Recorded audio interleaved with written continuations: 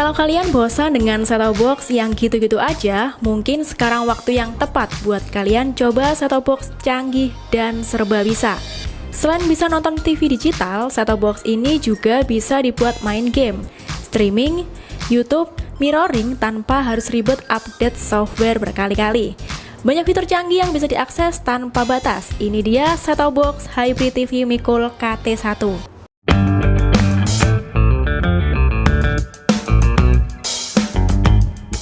Dari dusnya, kita bisa tahu set-top box sudah mendukung sistem operasi Android TV, sesuai dengan slogannya yaitu Hybrid TV. Artinya, perangkat ini bisa digunakan sebagai set-top box, DVB-T2 sekaligus Android TV box secara bersamaan. Memiliki dua fungsi dalam satu perangkat, didukung dengan Android versi 10, prosesor ARM Cortex A55, GPU Mali G31, mendukung kualitas 4K dan HDR. Ditambah satu hal yang membuat saya tertarik membeli, yaitu Mikul KT ini sudah mendukung kodek video paling baru dan canggih saat ini, yaitu AV1. Diklaim kodek AV1 ini lebih bagus 30% dibandingkan H265 dan 50% dibandingkan H264. Dalam paket pembelian kita mendapatkan satu unit set-top box Mikul KT1, satu buah adaptor dengan daya 5 volt sampai 2 ampere, dapat juga satu buah remote tapi sayang belum include baterai remote-nya, satu buah kabel HDMI dengan panjang sekitar 1 meter. Terakhir, ada buku manual dan kartu garansi. Mikul memberikan jaminan garansi 1 tahun untuk jasa perbaikan dan suku cadang. Pada kartu garansi sudah tertera alamat lengkap service center di beberapa kota. Sayangnya, service center ini masih terpusat di Jawa. Di luar Jawa belum tersedia. Remote-nya berukuran mini, dengan bodi full plastik dan bertekstur doff, menambah kesan eksklusif pada remote-nya. Bentuknya sedikit gemuk di bagian belakang, justru ini yang membuat pegangan atau gripnya lebih enak buat tangan. Total ada 31 tombol. Ada tombol warna untuk fungsi, D-pad, volume up, down, channel up, down, ada tombol Google Assistant juga, dan beberapa tombol fungsi lainnya. Tombolnya sangat empuk dan kliki, sangat nyaman buat ditekan. Di bagian belakang ada tempat untuk baterai ukuran AAA 2 slot. Ditambah lagi remote-nya sudah Bluetooth, bukan infrared lagi. Di mana Bluetooth ini jangkauannya lebih luas daripada infrared dan tidak perlu diarahkan langsung ke set-top box. Remote masih bisa berfungsi. Set-top box-nya berwarna full black, dengan logo Mikul berwarna putih di bagian tengah. Berbentuk persegi panjang dengan masing-masing corner 90 derajat. Bodinya full plastik dengan bagian atas bertekstur doff. Sisi kiri terdapat slot USB 2.0 dan USB 3.0 dengan satu slot untuk SD card. Sisi belakang terdapat port antena in untuk colokan antena UHF, ada port AV 3,5 mm, port HDMI, port LAN Ethernet, dan terakhir DC-in untuk adaptor. Sisi depan terdapat lubang-lubang kecil sebagai ventilasi, ditambah 3 lampu indikator untuk infrared, jaringan, dan daya. Jika set-top box posisi menyala, lampu daya akan menyala biru. Jika tersambung dengan jaringan Wi-Fi atau LAN Ethernet, lampu jaringan akan menyala hijau. Bagian bawah ada 4 kaki sebagai alas yang sudah terpasang anti-slip. Dengan bagian tengah terdapat keterangan barcode untuk lisensi produk. Disediakan banyak lubang kecil di bagian bawah sebagai ventilasi keluarnya udara panas dari mesinnya.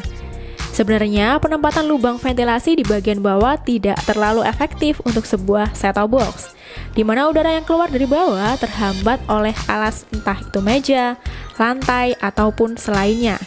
Akan lebih baik kalau lubang ventilasinya juga ditambah di bagian sisi kanan, kiri, atau belakang set-top box. Jadi jalur keluar udara panas semakin banyak dan set-top box tidak cepat panas.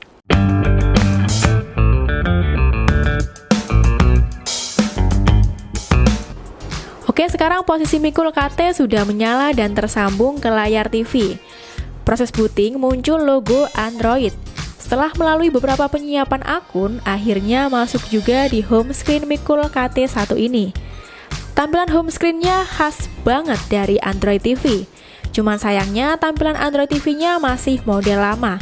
Padahal sekarang sudah zamannya pakai model Google TV. Untuk remote-nya, sensornya sangat sensitif.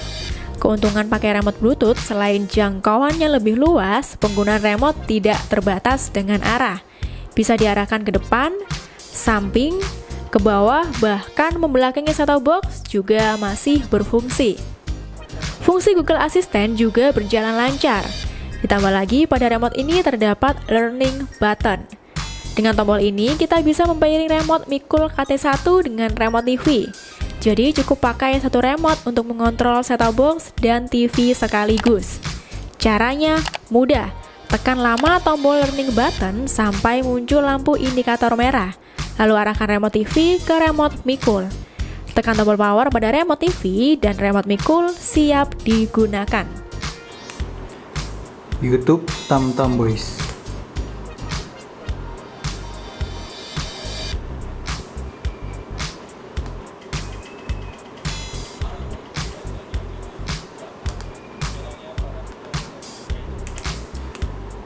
Aplikasi video.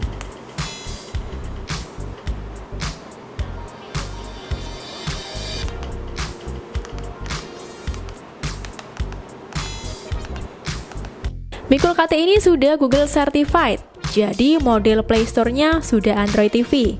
Bisa install bermacam-macam aplikasi, mulai dari game sampai aplikasi streaming. Sudah mendukung banyak aplikasi streaming seperti video, Disney+, HBO Go, WeTV, Vision Plus, sampai aplikasi Netflix juga bisa.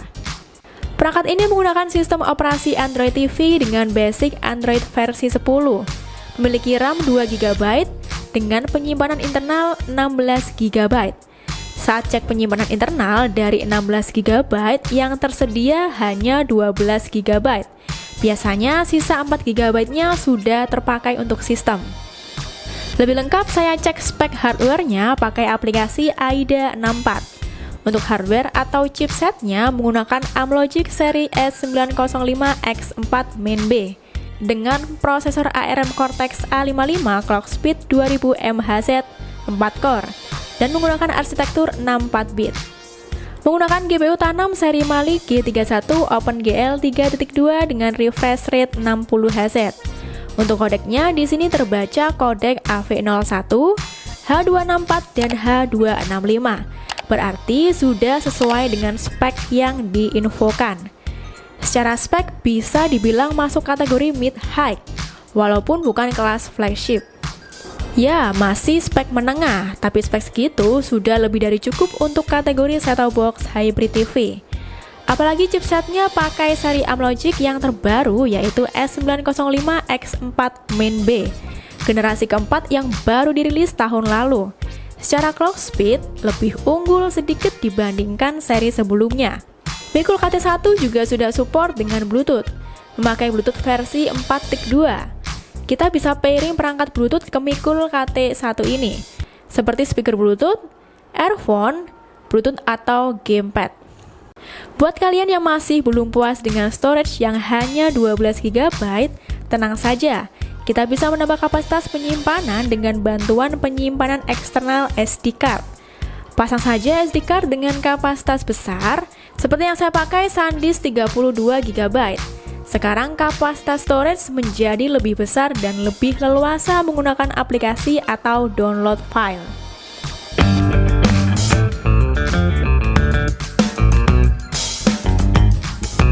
Oke, sekarang langsung kita coba buat nonton siaran TV digital. Pasang dulu antena UHF ke port antena in, masuk ke mode TV digital dengan menekan tombol TV di remote. Kita lakukan pencarian channelnya dulu ya. Dan akhirnya terbuka semua siaran digital di wilayah Surabaya. Kualitas sinyalnya cukup kuat dan sangat stabil. Selama menonton siaran TV tidak pernah nge-lag atau gambarnya patah-patah. Bisa dibilang tuner digitalnya termasuk yang kualitas bagus. Ditambah ada fitur siaran TV digital seperti EPG untuk jadwal siaran tiap channelnya. Ada juga fitur time shift. Dengan time shift ini kita bisa menjeda siaran dan melanjutkan lagi tepat di waktu saat kita jeda. Jadi tidak perlu takut ketinggalan momen favorit. Bisa juga kita rekam channel favorit kita dengan fitur PVR. Bisa set durasi rekamannya juga. Dengan catatan, fitur time shift dan PVR ini butuh penyimpanan eksternal seperti flash disk, hard disk, atau SD card untuk bisa berfungsi. Ada fitur edit siaran buat kalian yang mau menghapus, mengganti nama, atau mengurutkan ulang daftar siarannya. Dengan fitur siaran TV digital ini, kita bisa nonton BRI Liga 1, Liga Champion, Liga Inggris secara gratis di channel SCTV dan Indosiar. Ditambah, bulan November nanti bisa nonton live pertandingan Piala Dunia secara gratis tanpa berlangganan. Dengan spek hardware kelas mid-high, Mikul KT1 ini masih cukup mumpuni dipakai untuk video streaming. Sudah mendukung dengan banyak aplikasi streaming populer, mulai dari Netflix, Disney+, HBOGO, Video, Vision Plus, dan beberapa aplikasi lainnya. Ditambah lagi, perangkat ini sudah memiliki lisensi Wideview DRM, artinya memiliki izin legal mengakses konten-konten dari beberapa platform streaming. Pastinya kita bisa bebas nonton berbagai konten dari beberapa platform secara aman. Dengan lisensi yang didapatkan adalah level 1, ini level paling tinggi, di mana perangkat dengan level L3 dapat menonton konten streaming sampai kualitas 4K. Saat coba semua aplikasi video streaming, semuanya berjalan dengan lancar. Kualitas gambarnya juga sangat bagus, mulai dari Netflix, Disney+, HBOGO, dan yang lainnya. Tentunya untuk bisa mengakses konten ini perlu memiliki akun dan harus berlangganan. Dengan RAM 2GB sudah sangat cukup lancar dibuat install banyak aplikasi video streaming. Ini total ada 5-6 aplikasi video yang terinstal. Waktu buka semua aplikasinya masih berjalan normal, jarang sekali untuk nge-lag. Buat main game juga masih mumpuni. Coba game Android mulai yang ringan sampai yang berat juga masih bisa. Dengan catatan, gamenya memang bisa dimainkan untuk versi Android TV dan sudah support gamepad. Kadang ada juga game yang tidak bisa dimainkan di Android TV. Dibuat main game konsol juga bisa. Saya pakai game jadul PS1 dengan emulator masih playable. Gamenya berjalan lancar dan jarang frame drop. Asik lah pokoknya. Iseng, saya coba main game yang cukup berat. Main game PSP dengan emulator PPSSPP. Ternyata hasilnya di luar dugaan. Beberapa game berat yang saya kira bakal fail ternyata berjalan lancar.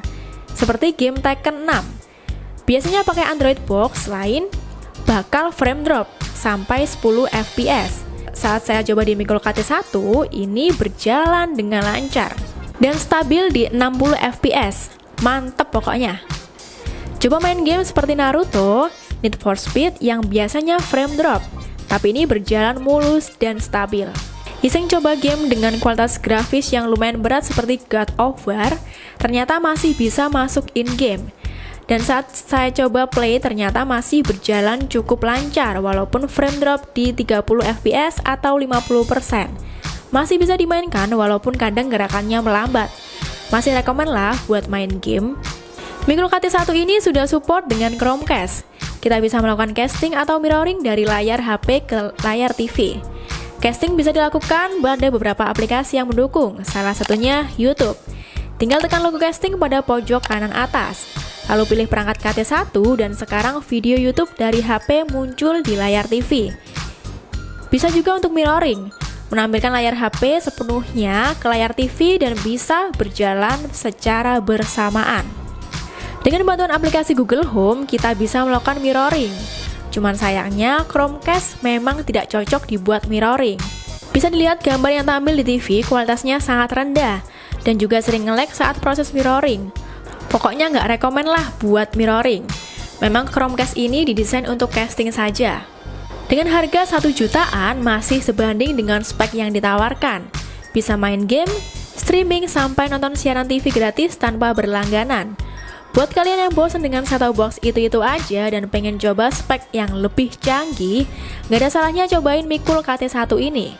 Tapi yang penting siap-siap budget lebih ya. Oke boys, itu dia review lengkap set-top box Hybrid TV Mikul KT1. Mungkin bisa dijadikan sebagai salah satu referensi pertimbangan dalam membeli set-top box. Jika ada pertanyaan atau saran set-top box apa yang mau direview berikutnya, bisa langsung share di komen.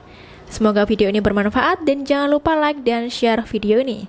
Sampai jumpa di video selanjutnya.